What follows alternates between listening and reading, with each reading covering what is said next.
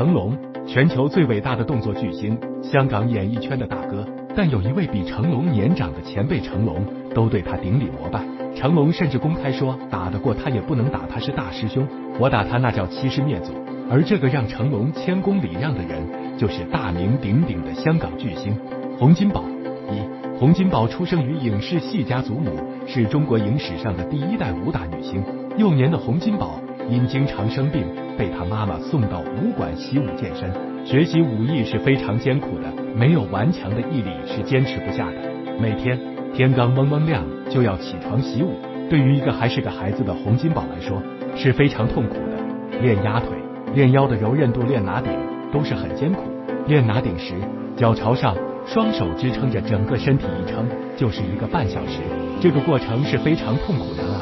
有一次在练拿顶时，由于长时间倒立，手软到支撑不住身体的重量倒下来，把头撞得鲜血淋漓。洪金宝受不了，开始逃跑了。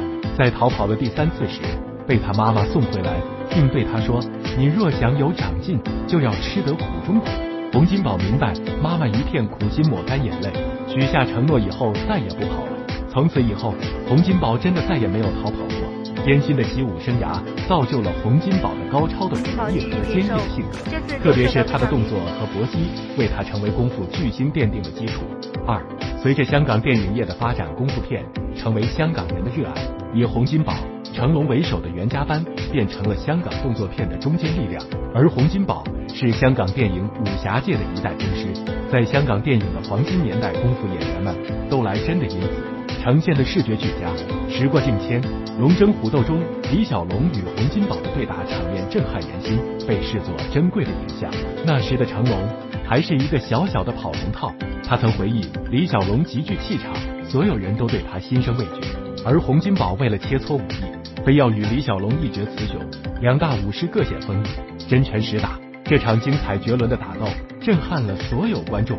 虽然洪金宝心里清楚自己只有挨打的份，但他愿打服输，只为能学到李小龙身上那种强大的气场，让自己的武艺更进一筹。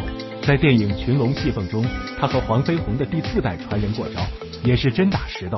打完之后，对方也不得不佩服，抱拳做揖道：“打了这么多年，你是第一个让我感到害怕的。”渐渐的，洪金宝打出了名声，香港电影界知道洪金宝一个不可小觑的最灵活的功夫胖子。3. 在所有参与的电影中，洪金宝的打斗动作具有自己独特的风格，招式灵活，层出不穷。随着年岁渐长，洪金宝拍戏照旧延续了那一代人的功夫情怀，必须真打。叶问的拍摄有一场洪金宝被外国拳手打死的戏，为追求真实的效果，洪金宝要求那位外国演员真打。外国演员犹豫再三，选择尊重洪金宝的意见。拍完当天，洪金宝被送进医院，脸上血肉模糊，身体伤痕累累，嘴里足足缝了4针。武打演员受伤是家常便饭，何况是真打实斗。在杀破狼和甄子丹在圆桌上巅峰对决，气场仍然强大，颇有些老当益壮的意味。洪金宝作为香港举足轻重的动作演员，以超过230磅的体重驰骋影坛50余载，参与制作电影超过200余部，直到2017年他才真正退休。这一代人抱着对作品的敬畏之心，拍摄的画面都是真刀真枪，这成就了香港电影的辉煌时代，也造就了无法复制的经典。